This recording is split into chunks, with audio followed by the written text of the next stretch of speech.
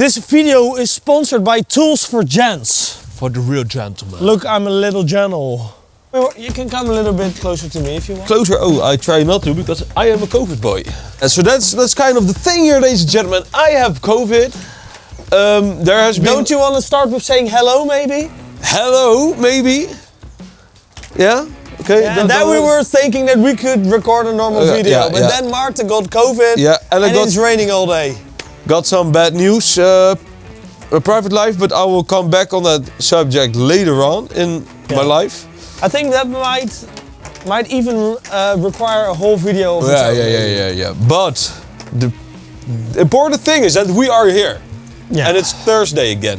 And we have an amazing giveaway going on. That is also important, Mickey. This is a Rockstead that we're giving away. The Rockstead Ritsu, Mickey. That's a $1,700 euro bloody knife.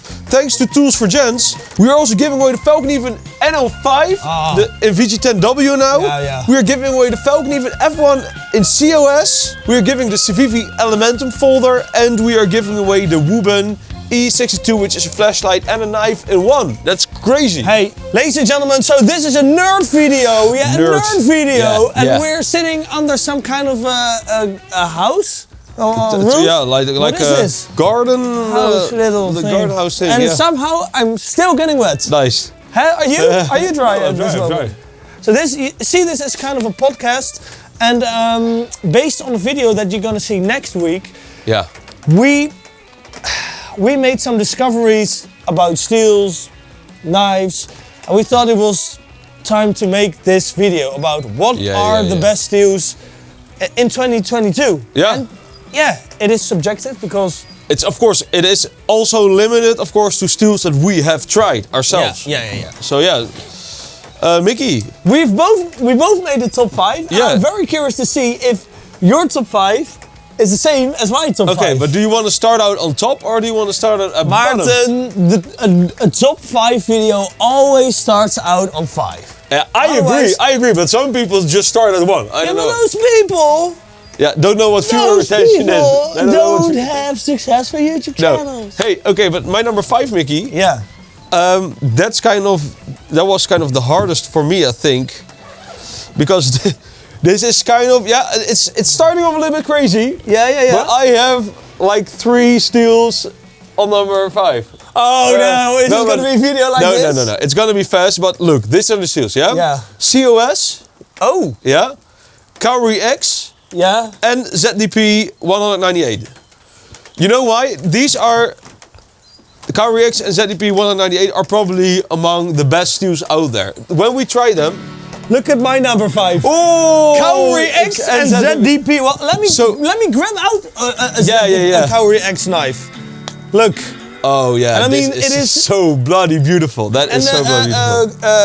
Rockstead also uses ZDP, and it is kind of comparable with one another. Kauri X and ZDP, isn't it? Yeah, I feel like it's in practical use. It felt like the same. Yeah. But you know what?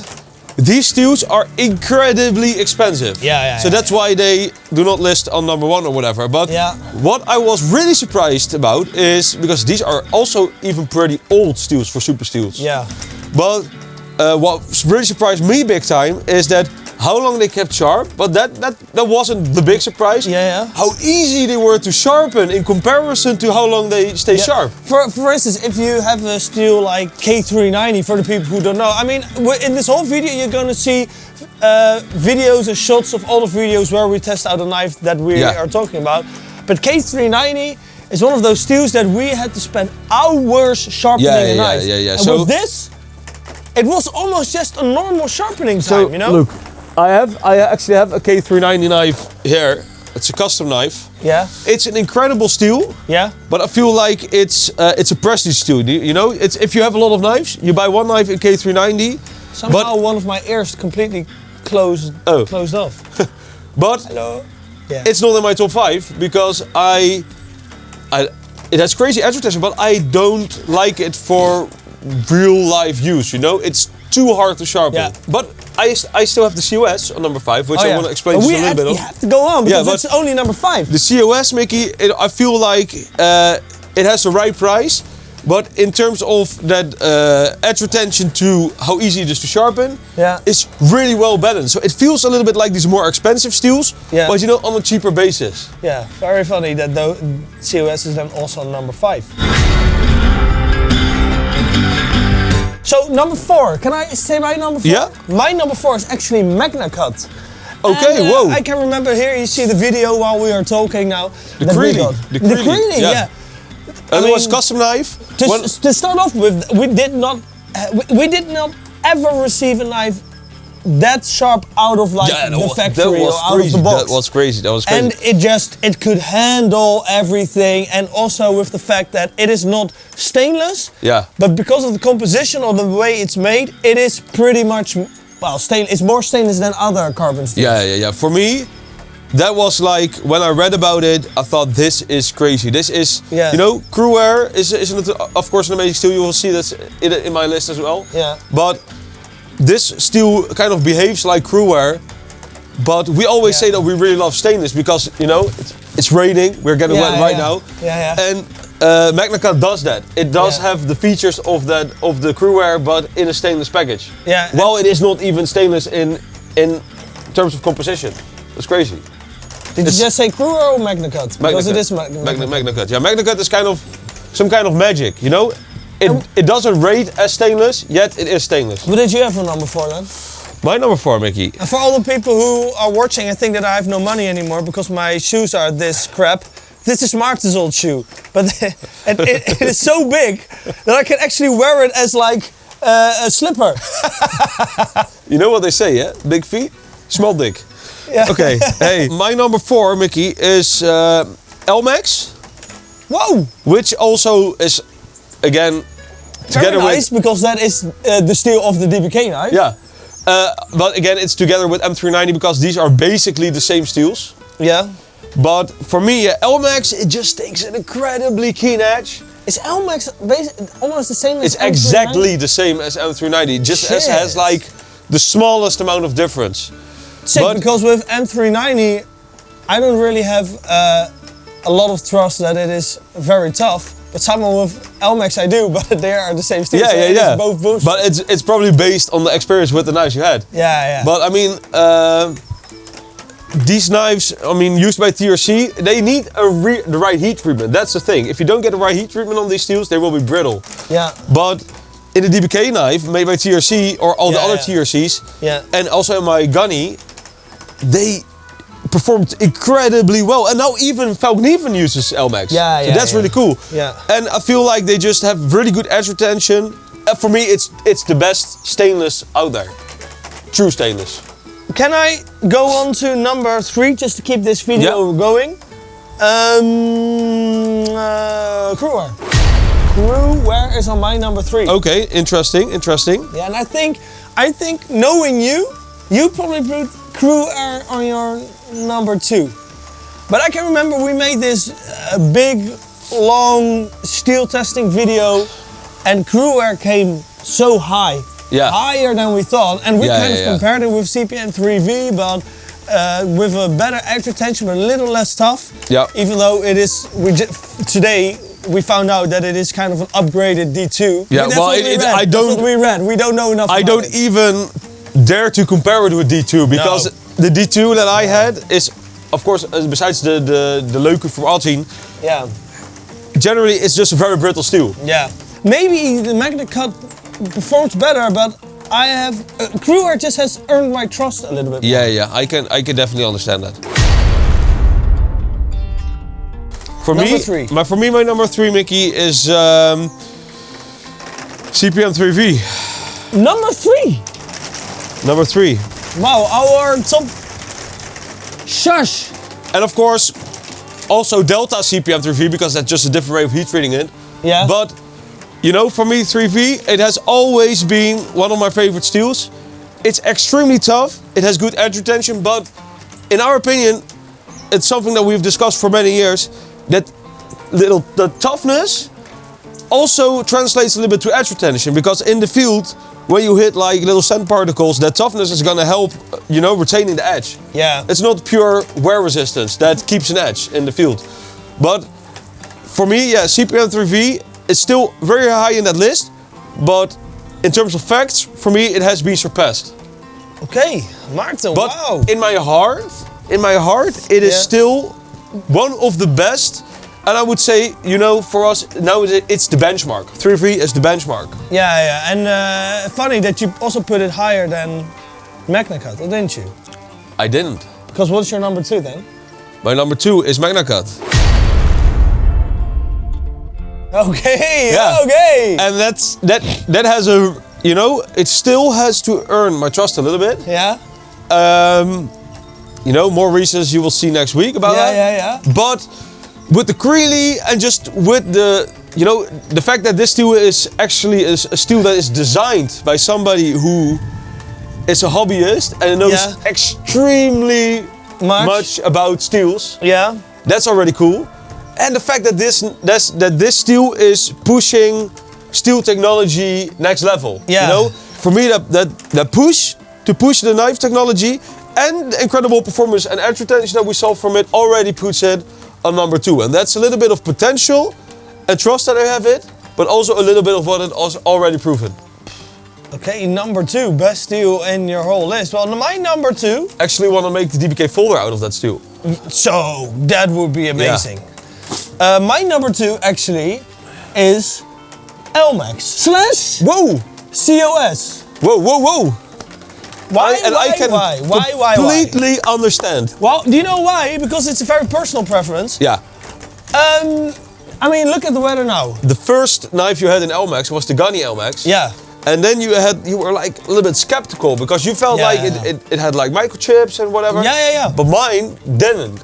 And with Elmax, I mean, it's like what you said. It's if the steel is heat treated well, and that kind of counts for every steel. But with some steels, the difference is so high. The margin of error is just smaller. And I mean, TRC heat treats their Elmax steels so well. Yeah, we pretty much abused the TRC Apocalypse. And and I mean, their knives actually convinced us to make the DBK knife out of Elmax. Yeah.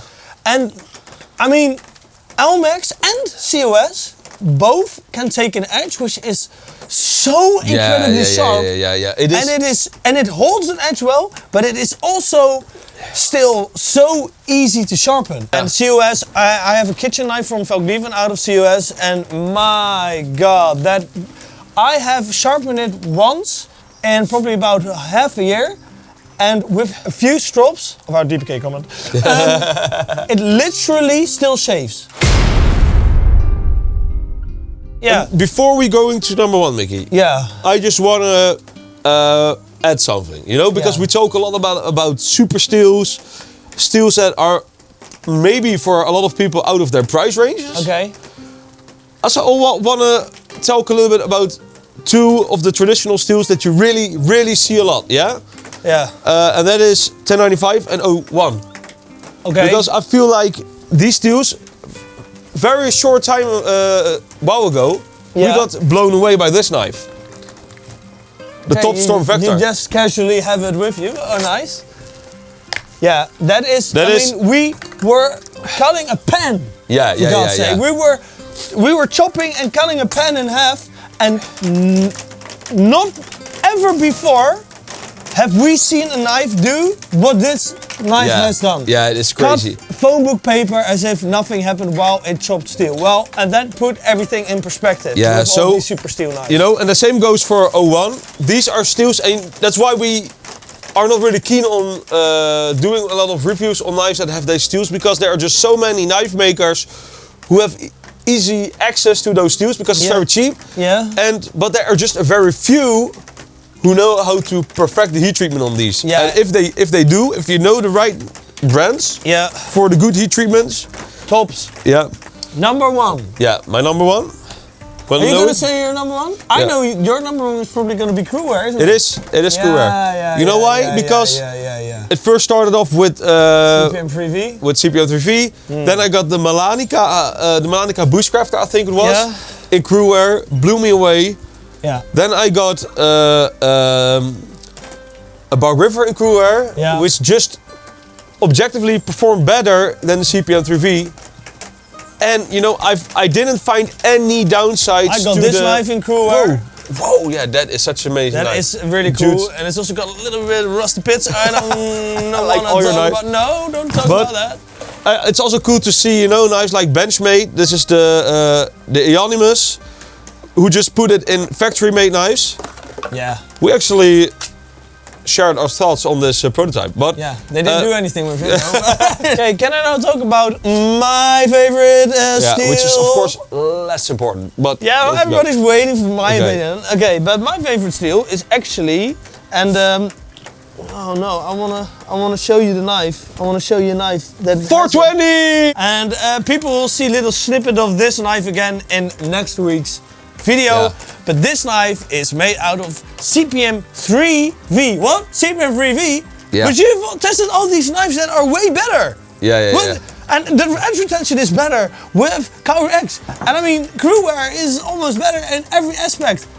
I don't give a shit because still, if I have to trust one steel 100% for 100%. Yeah. And if I have to depend my life on a knife, I just want it to be CPM 3V. I mean, that steel has gained so much trust. Yeah, and I agree. I mean, the other steels have not gained so much trust. I mean, crew wear comes near, you know? Yeah. But this CPM 3V almost feels indestructible. I mean, we can baton really hard with this knife, and lots of other knives in this thickness have broken before, and it just stays sharp for a long time. Yeah.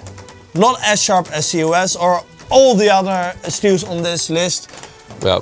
And it does sharpen little.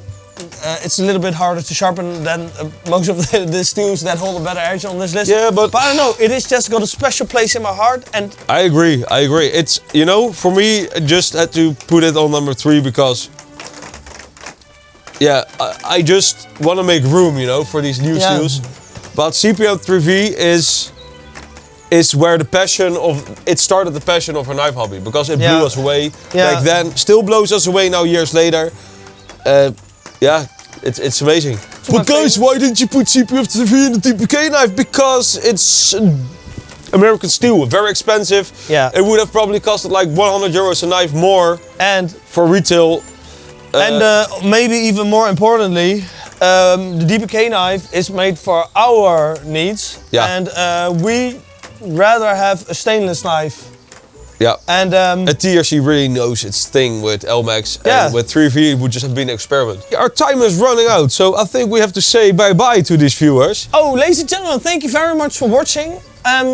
Of course, if you're interested in something like the DPK compound, go and visit the shop, and otherwise just say fuck these guys, and don't do it. And if you do really like us, don't forget to check out our Patreon, and you can win amazing knives there every month. Yeah, but you know what?